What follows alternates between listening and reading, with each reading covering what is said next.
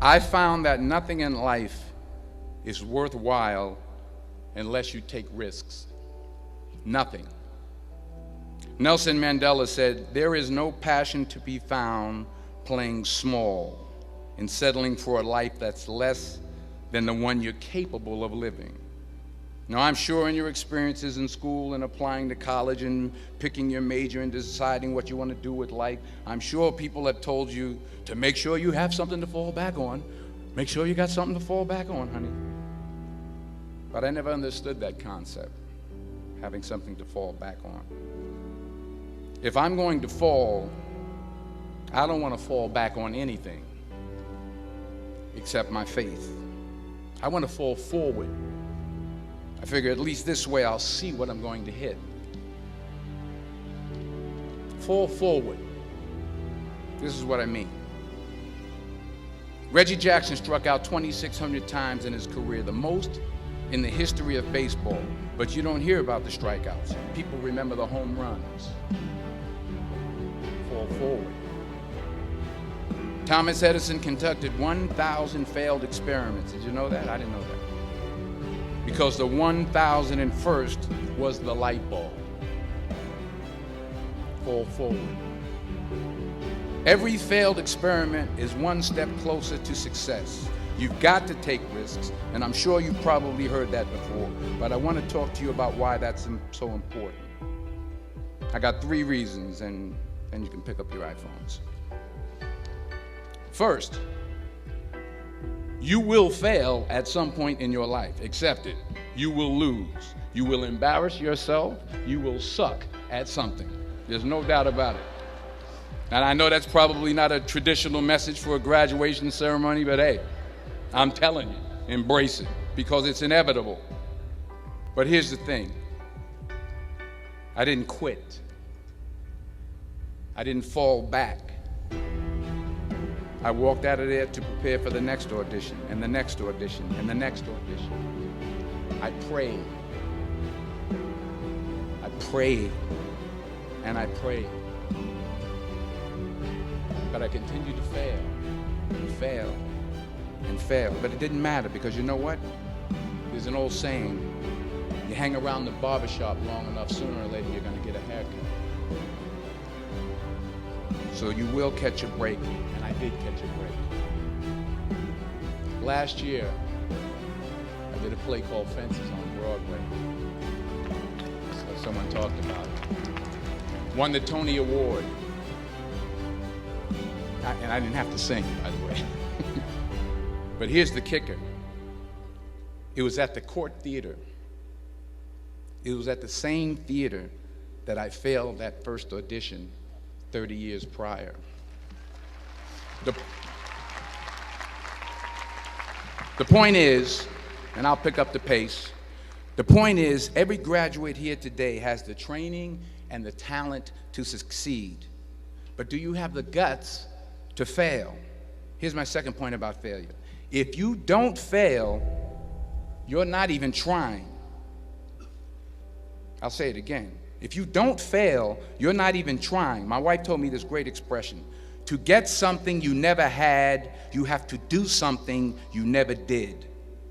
Les Brown's a motivational speaker. He made an analogy about this.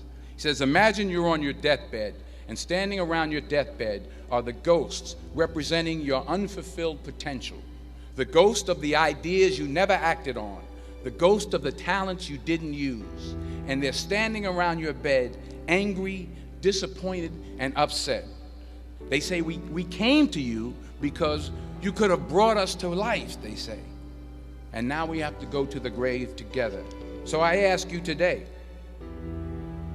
how many ghosts are going to be around your bed when your time comes? You've invested a lot in your education, and people have invested in you. And let me tell you, the world needs your talents. Man, does it ever.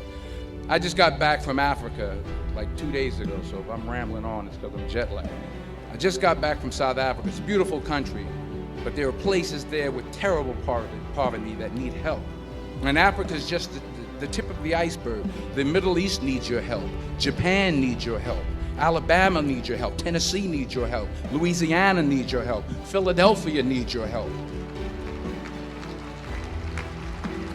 The world,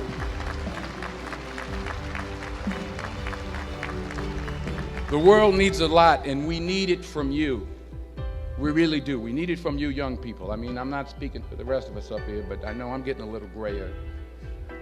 We need it from you, the young people, because remember this. So you got to get out there. You got to give it everything you got, whether it's your time, your talent, your prayers, or your treasures. Because remember this. You will never see a U-Haul behind a hearse.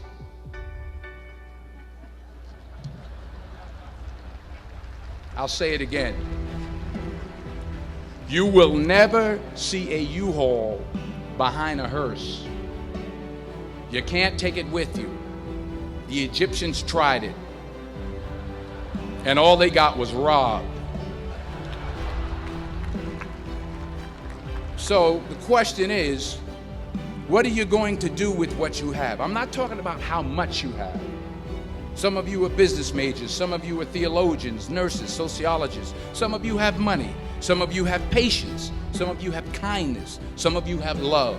Some of you have the gift of long suffering. Whatever it is, whatever your gift is, what are you going to do with what you have? All right, now here's my last point about faith. Sometimes it's the best way to figure out where you're going. Your life will never be a straight path. I began at Fordham University as a pre-med student. I took a course called cardiac I still can't say it. Cardiac morphogenesis. I couldn't read it. I couldn't say it. I sure couldn't pass it. So then I decided to go into pre-law, then journalism. And with no academic focus, my grades took off in their own direction. Yeah, down. I was a 1.8 GPA one semester, and the university very politely suggested that it might be better to take some time off. I was 20 years old. I was at my lowest point. And then one day, and I remember the exact day, March 27th, 1975, I was helping my mother in her beauty shop. My mother owned a beauty shop up in Mount Vernon. And there was this older woman who was considered one of the elders in the town. And I didn't know her personally, but I was looking in the mirror, and every time I looked at the mirror, I could see her behind me, and she was staring at me.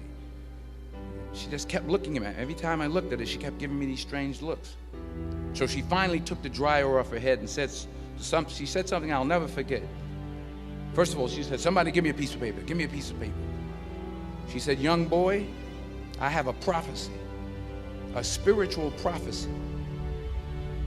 She said, "You are going to travel the world and speak to millions of people." Now, mind you, I'm 20 years old. I'm flunked out of school. In fact, like a wise ass, I'm thinking to myself, maybe she's got something in that crystal ball about me getting back into school next fall. But maybe she was on to something, because later that summer, while working as a counselor at the YMCA camp in Connecticut, we put on a talent show for the campers.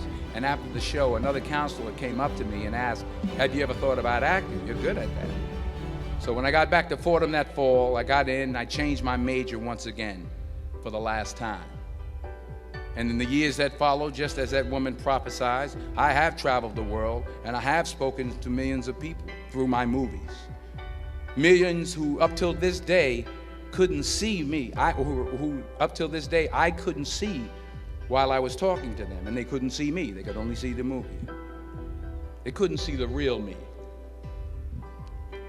But I see you today, and I'm encouraged by what I see, and I'm strengthened by what I see, and I love what I see. You'll see what I mean about taking risk or being willing to fail. Because taking risk is not just about going for a job. It's also about knowing what you know and what you don't know. It's about being open to people and to ideas. In the course of the film, the character I play begins to take small steps, small risks. He very, very, very slowly begins to overcome his fears. And I feel ultimately his heart becomes flooded with love. And I can't think of a better message as we send you off today. To not only take risks, but to be open to life, to accept new views, and to be open to new opinions, to be willing to speak at a commencement at one of the best universities in the country, even though you're scared stiff. While it may be frightening, it will also be rewarding. Because the chances you take, the people you meet, the people you love, the faith that you have, that's what's going to define you. So members of the class of 2011, this is your mission. When you leave the friendly confines of Philly, never be discouraged, never hold back, give everything you got. And when you fall throughout life, and maybe even tonight after a few many glasses of champagne, remember this: fall forward.